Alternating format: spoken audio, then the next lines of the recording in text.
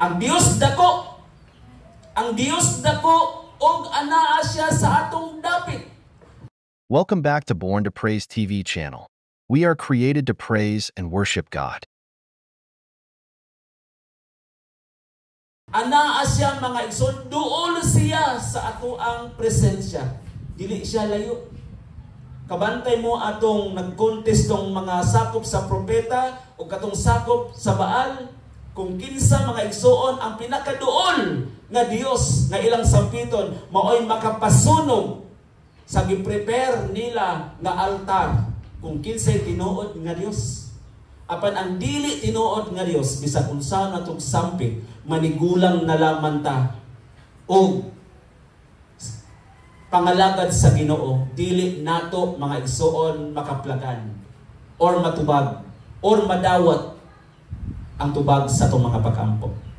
Apan kon ang Dios mga igsoon nga imong nailan nga ang Dios ni Abraham, Dios ni Jacob o Dios ni Isaac, ang Dios nga kaniadto karon og sa umaabot, kung imo siyang nailhan og naila-ila, then siya ang mo-address sa imong mga pag-ampon. Dawaton ang imong mga pagdayeg. Tungod kay siya Dios nga dako, siya ang Dios nga duol, dili siya layo. Matud pa sa bersikulo 8. No? Bersikulo 15. Mao kini ang giingon, nagpuyo ako sa habog og balaang dapit apan mutipon uban sa tao nga mapaubsanon og may nulsulon sa iyang mga sala aron pagdasig og paghatag kaniyang paglaom. Ang purpose di ay mga igsoon nga doon tay Dios aron maghatag kanato paglaom, taliwala sa mga kalisdanan, from brokenness to peace mga igsoon.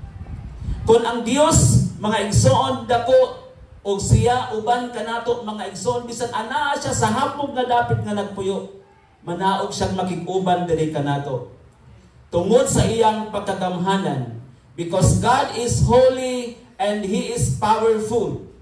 He is also close to those who are broken-hearted, to those who are humble and lasting peace. Maghatag siya mga igsoon og walay katapusan nga paglaom og kalinaw. Ingon ana ang atong Dios nga nagmarka sa atong kinabuhi. Munang kanunay ang mga pag-ampo sa karaang tugon mga igsoon, siya ang Dios ni Abraham, siya ang Dios ni Isaac, siya ang Dios ni Jacob, ug ang Dios sa walay katapusan, ug siya ang tinubdan sa kaalam mga igsoon. Gawas nga ang Dios balaan o powerful mga igsoon, siya usab talikala. Siya usab mga igsoon gibayaw o gidayeg mga igsoon sa tanang mga nilalang. Sa tanan nga mga nakaila, sa tanan nga mga linuwas, sa tanan nga adunay paglaom ug nagsalig kaniya. Ingon ana ang Dios nga atong gialagadan. Dili ta magdugay aning kalibutanan mga igsoon kung walay Dios nga nagpaluyo. Matud pa nila, nganong kita makahimo ta paglakaw panahon sa adlaw ug sa gabi.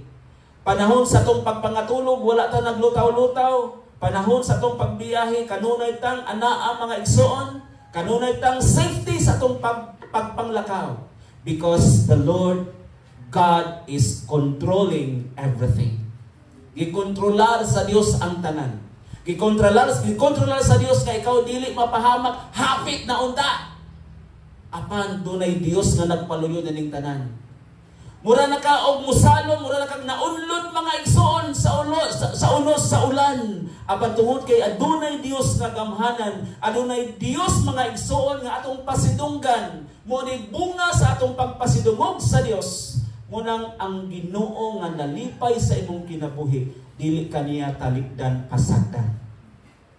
Ingon ana ka matinud-anon ang Dios.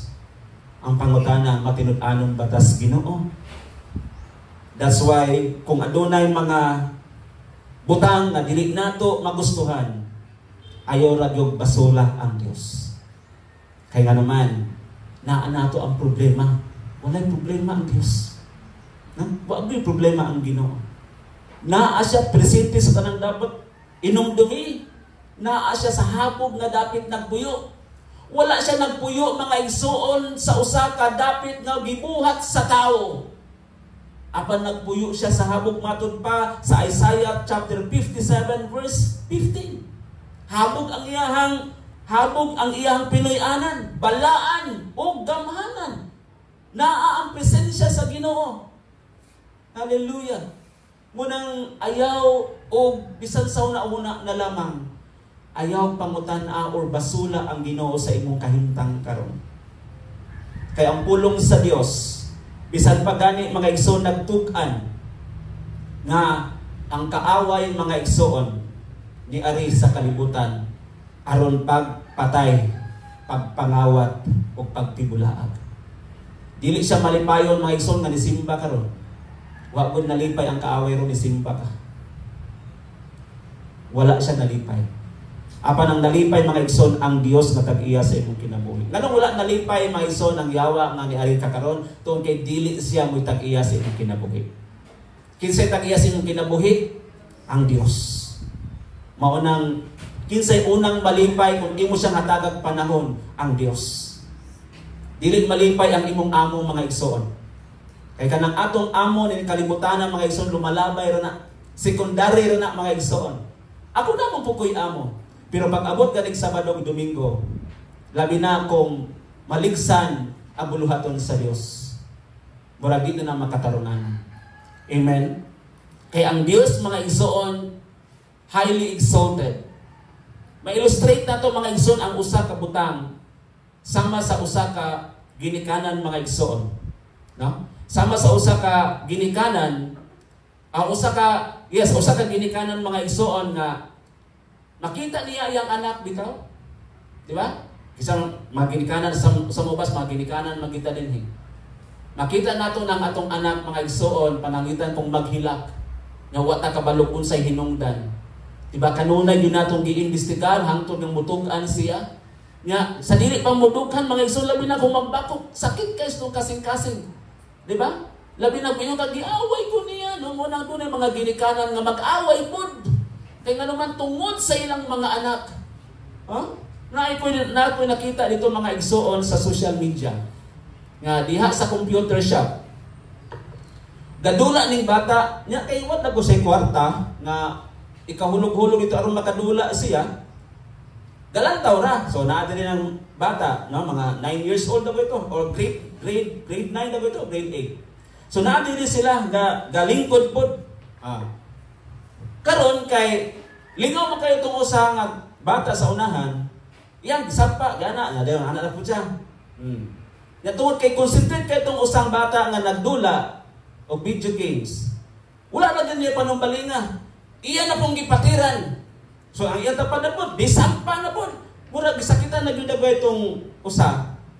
So paglingi niya igsoon, sakpan man siya nga giana niya. Tungod dagway sa kalagot gyud sa bata nga gibully siya, hapsang iya bitaw sumbagon, patira niya. Karon kay nabalaan siya siyang ginikanan. Abi ning ginikanan. Ha? Wa siya kabalo sa tibok istorya nganong nilaban siya sa iyang anak mga igsoon kay nganong gikulata. Giyatak-yatakan. O ikaw kuno, dugay na kaayo sige kuan unsa may buhaton nimo? Di ba? O siyempre, muganti gyud ka kay lagot na kayo ka nganong hilabtan ka. So ang inahan mga igsoon nilaban kay ngano kuno gipasipad ang gikulata ang iyang anak pero wala siya kabalo sa tinuod guys sa whole story. Ingon ana mga igsoon mulaban magani ang ginikanan nga walay justification ang iyahang sitwasyon mga igsoon. How much more ang Dios nga gamhanan o nakabalo nakakita mga igsoon sa bawat segundo sa bawat minuto sa atong kinabuhi.